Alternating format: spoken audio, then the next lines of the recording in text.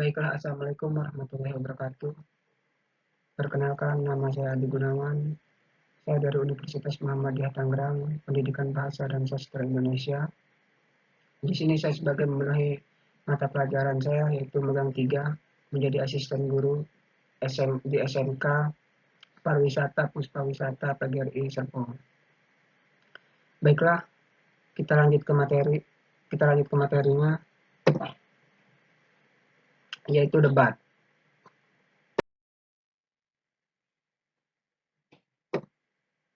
Apa itu debat? Di sini ada debat adalah kegiatan argumentasi antara dua pihak atau lebih, baik secara individu maupun kelompok, dalam mendiskusikan dan memecahkan suatu masalah. Debat dilakukan menuruti aturan-aturan yang jelas, dan hasil dari debat dapat dihasilkan melalui voting atau keputusan juri. Terus yang B, debat adalah suatu diskusi antara dua orang atau lebih yang berbeda pandangan, di mana antara atau pihak dengan pihak yang lain saling menyerang. Terus yang C ini, debat terjadi di mana unsur emosi banyak berperan pesertanya. Kebanyakan hanya hendak mempertahankan pendapat masing-masing dibandingkan mendengarkan pendapat dari orang lain. Berkehendak pihak lain menyetujui pendapatnya. Oleh karena itu, dalam debat, unsur pemaksaan kehendak.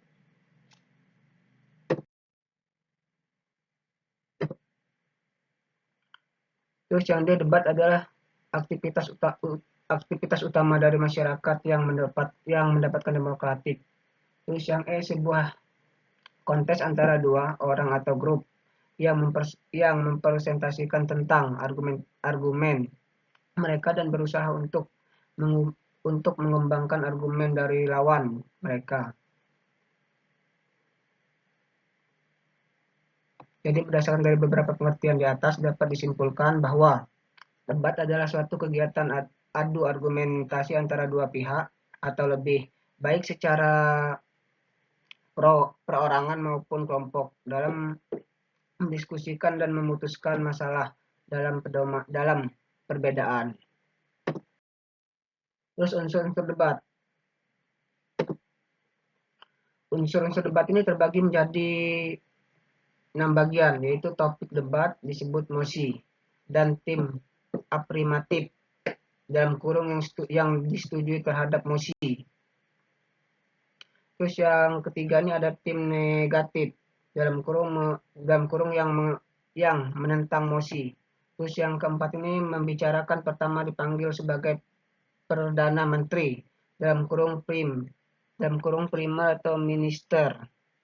Terus yang kelima itu pemimpin wasit debat dalam kurung champions dipanggil Speaker of the House.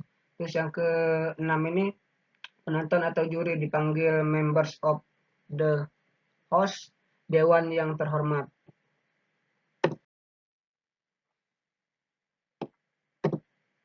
Selanjutnya ada jenis-jenis debat. Yang pertama itu ada debat komparatif.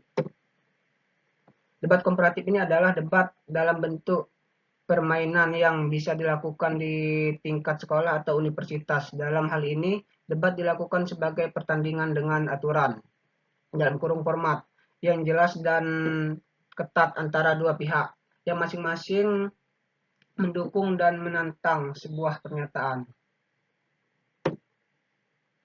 Debat disaksikan oleh satu atau beberapa orang juri yang ditunjukkan untuk menentukan pemenang dari sebuah debat. Pemenang dari debat komparatif adalah tim yang berhasil menunjukkan pengetahuan, kemampuan debat yang lebih baik. Ya, lanjut.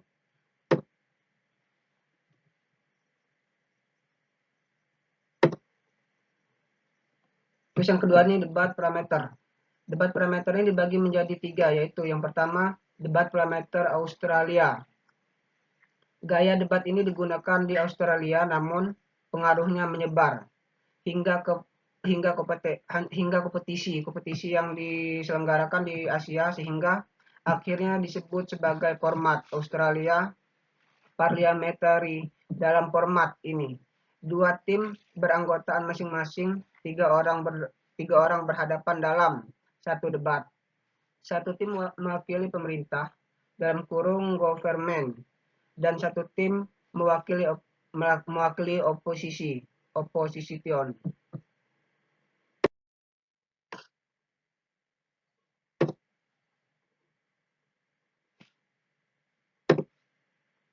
Lanjut yang debat kedua, parlementer Inggris. Debat parlementer Inggris ini, gaya debat parlementer ini banyak dipakai di Inggris, namun juga populer di banyak negara. Dalam format ini, 4 tim beranggota masing-masing 2 orang bertanggung dalam satu debat. 2 tim mewakili pemerintah dalam kurung government dan 2 lainnya oposisi dalam kurung operasional. Terus yang ketiga ini debat parlementer Asia. Debat parlementer Asia ini dikembangkan dari format Australia.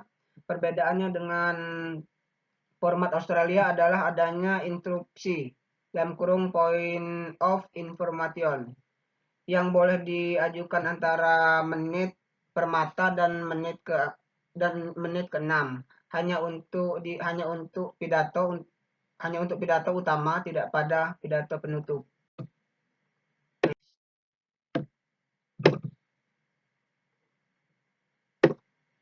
Selanjutnya aja ketiga, debat proposal.